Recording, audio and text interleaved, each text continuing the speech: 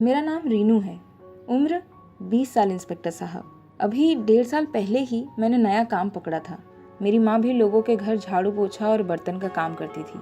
Sharma ma'am साहब जिनके यहाँ माँ काम करती थी, उन्होंने ही मुझे मालिनी और जतिन साहब के घर पर लगवाया था।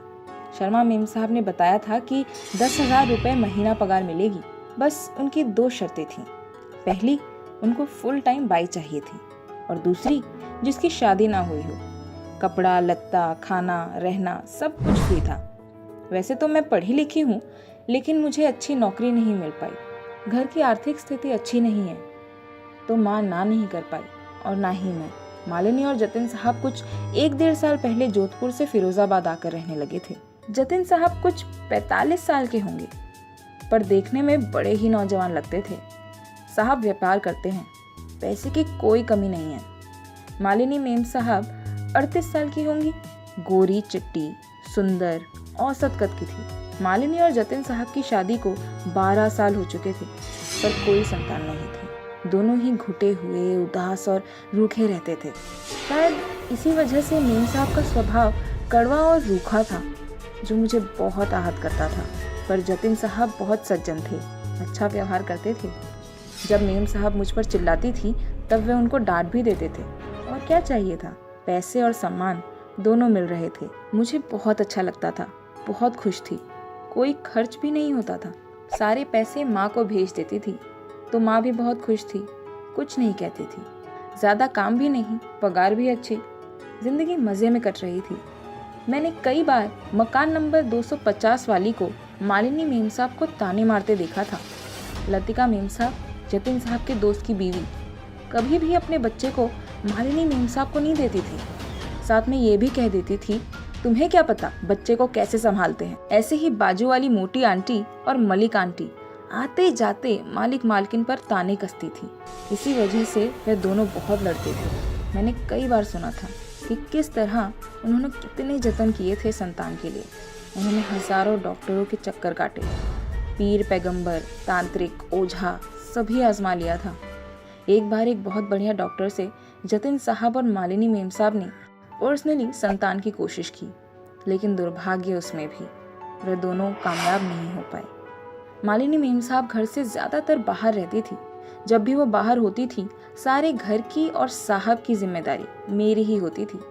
साहब के सारे काम मैं ही निपटाती थी मालिनी मेम साहब की गैरहाजिरी में, चाहे वो कमरे की अलमारी से कपड़े निकाल कर देना हो या साहब का टिफिन।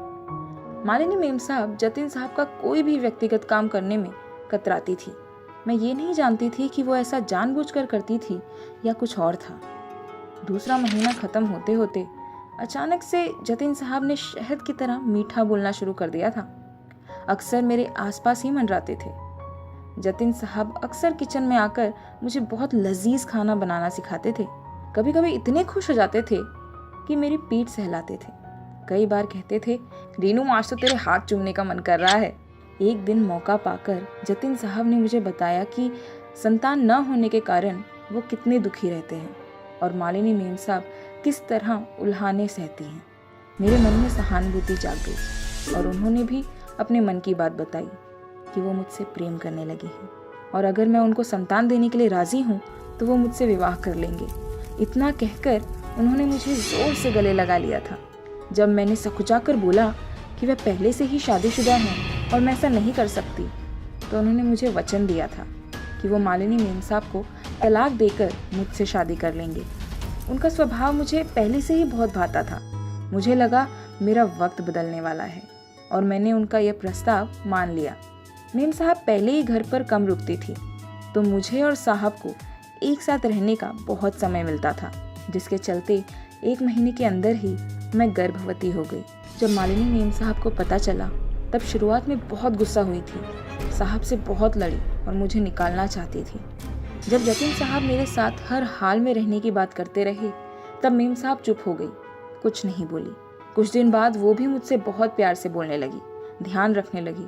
मुझे लगा जतिन साहब के बच्चे के कारण उनके मन में ममता जाग गई है। 9 महीने तक उन्होंने मेरा बहुत ध्यान रखा। मेरी आह तक उन्हें बेचैन कर जाती थी। वो दोनों और मैं अक्सर मिलकर बच्चे को कैसे पालेंगे, क्या नाम रखेंगे वगैरह वगैरह प्लान करते थे। 2 दिन पहले जब मैंने बेटे को जन्म दिया, तब वे बहुत खुश थे।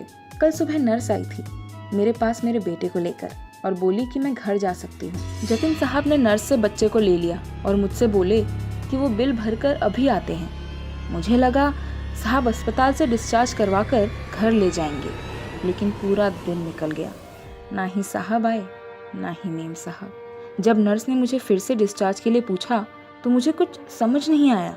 जैसे तैसे मैं घर पहुंची तो वहाँ कोई नहीं था, ताला लगा था। मुझे तो यकीन ही नहीं हुआ कि वो मेरा बच्चा लेकर भाग गए। ये सब उस जतिन की साजिश थी, उन दोनों की मिली भगत थी। मुझे बहला फुसला कर बच्चा पैदा करवाया और फिर चोरी करके भाग गए। मेरे आंसू रुक ही नहीं रहे थे पुलिस को सब बताते हुए। मैं अपने बच्चे के लिए तड़प रही थी। वो बच्चा चुरा कर भाग क्यों गए? अब मैं कैसे रहूंगी अपने बेटे के बिना? इंस्पेक्टर साहब, मुझे मेरा बेटा वापस ला दीजिए।